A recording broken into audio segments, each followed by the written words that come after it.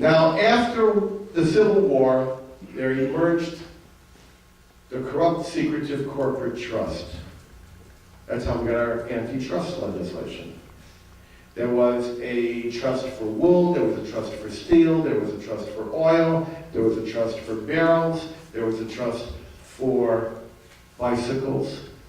In fact, one man controlled all the bicycles in America. Anybody believe that? Anybody know his name? Schwinn? That's what everybody thinks, because we're all from Illinois. No, it wasn't Schwinn. It was Kurt, who? Pope. Pope, who said that? How come you know that? Well, they made motorcycles, and then, and I know that he came from the bicycle cottage industry. Yeah, what was the name of his company? Columbia Bicycle Company. Where did he hang out? Hartford, Connecticut. Colonel Pope controlled all the bicycles in the United States. He owned the patents. He sold the bicycles. If you were sitting in a barn in Bloomington and you wanted to build one yourself, he would find some fancy lawyer in Springfield or in Chicago to come down and sue you for patent infringement. And eventually he cornered the market, and no one could buy, build, or sell a bicycle without his permission. Well, there also arose a battery monopoly.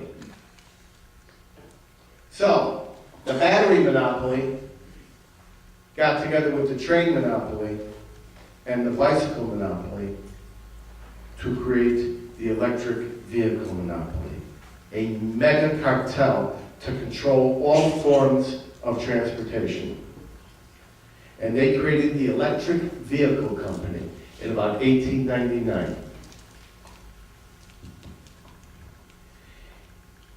And all the cars were electric that they were proposing and building. And eventually there was a group of rugged individualist Americans who decided they wanted internal combustion.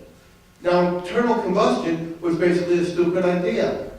It was an explosion under your butt driving you down the road. And they built them one at a time.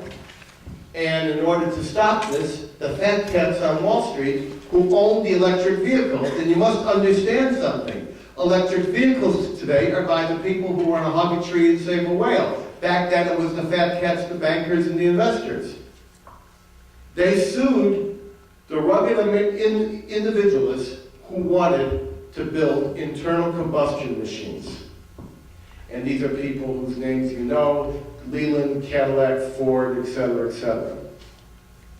And the way they did it was they picked up a bogus patent called the Selden patent, S-E-L-D-E-N, and they litigated and litigated until these guys gave up, and they decided if they could not fight them, they would join them.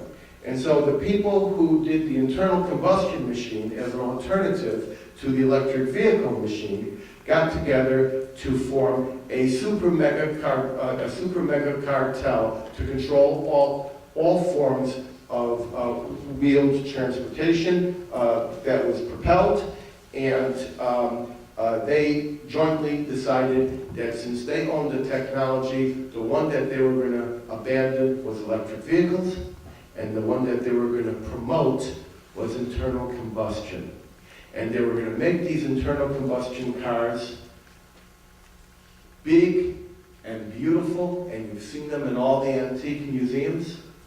And the reason they preferred internal combustion machines is because the electric vehicles were considered girly cars. Now I want to give this to you as clearly as I can.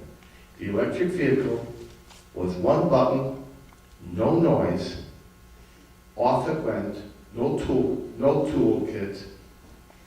And they said, wow, wouldn't it be better to have a car that makes noise and requires a He-Man to crank it up and makes a lot of smoke and breaks down and requires a big toolkit?